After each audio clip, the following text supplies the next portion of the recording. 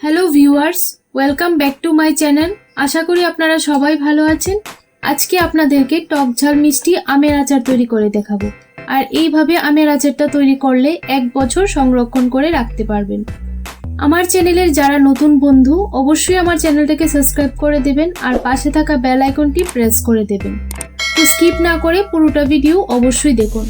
এখানে আমি 1 কিলো কাঁচা আম নিয়েছি।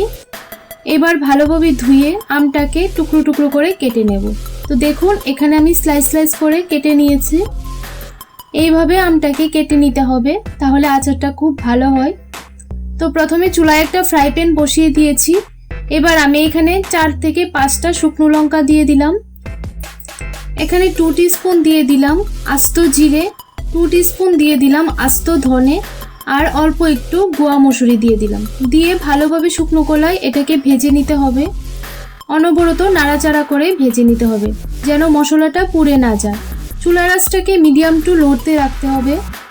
তো ভাজা হয়ে গেছে। এবার আমি 1 কাপ দিয়ে দিলাম সরিষার তেল, 2 টিস্পুন দিয়ে দিলাম 5 ফোড়ন। এবার আমি 2 মিনিটের মতো ভালোভাবে নাড়াচাড়া করে ফোড়নটাকে ভেজে নিতে হবে।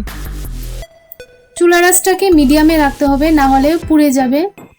তো ভাজা হয়ে গেছে। এবার আমি কেটে রাখা আমগুলি দিয়ে দিলাম। আমটাকে একটু ভেজে নেব। 2 মিনিট ভালোভাবে নাড়াচাড়া করে ভেজে নিতে হবে। সো ফ্রেন্ডস, আপনারা যদি এইভাবে আমের আচার তৈরি করেন তাহলে 1 বছর সংরক্ষণ করে রাখতে পারবেন। তো দেখুন আমটা ভালোভাবে ভেজে নিয়েছি। এবার আমি 2 টিস্পুন দিয়ে দিলাম নুন। নুনের পরিমাণটা আপনারা বুঝে দেবেন। তো নুনটা দেবার পর ভালোভাবে নেড়ে মিশিয়ে নিচ্ছি।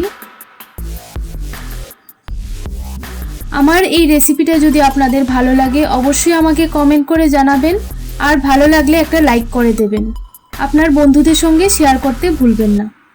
তো দেখুন একটু ভেজে নিয়েছি নুনটা দিয়ে। এবার হাফ গ্লাস দিয়ে দিচ্ছি জল। জলটা দিতে হবে, জলটা দিলে আমটা ভালোভাবে সেদ্ধ হয়ে যাবে। তো জলটা দেবার পর ভালোভাবে নেড়ে এবার আমি 10 মিনিটের জন্য ঢাকা দিয়ে দিলাম। তো দেখুন 10 মিনিট হয়ে গেছে। এবার ঢাকনাটা তুলে আমি একটু নেড়ে চেড়ে দেখে নেব। আমটা 80% সেদ্ধ হয়ে গেছে। এবার আমি এখানে 500 গ্রাম চিনি দিয়ে দিলাম। চিনিটা আপনারা আমের টেস্ট অনুযায়ী বুঝে দেবেন। আমটা কতটুকু টক সেটা বুঝে চিনিটা দেবেন। তো চিনিটা দিয়ে ভালোভাবে নেড়ে মিশিয়ে নিলাম। আপনারা এখানে চাইলে গুঁড়ো ব্যবহার করতে পারেন। এবার আমি ভেজে রাখা মশলাটাকে মিক্সিতে গুঁড়ো করে নিয়েছিলাম। এখানে 2 টিস্পুন দিয়ে দিলাম সেই মশলাটা। দিয়ে ভালোভাবে নেড়ে মিশিয়ে নিলাম। এবার আমি 10 মিনিটের জন্য আবার ঢাকা দিয়ে দেব। তো 10 মিনিট হয়ে গেছে। দেখুন কালারটা কত সুন্দর হয়েছে। এবার একটু নেড়ে সার্ভ করে নেব।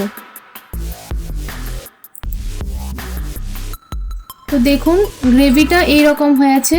তো কেমন লাগলো অবশ্যই আমাকে কমেন্ট করে জানাবেন। তো আজকের জন্য এতটুকুই। আরেকটা নতুন রেসিপি নিয়ে দেখা হবে আপনাদের সঙ্গে।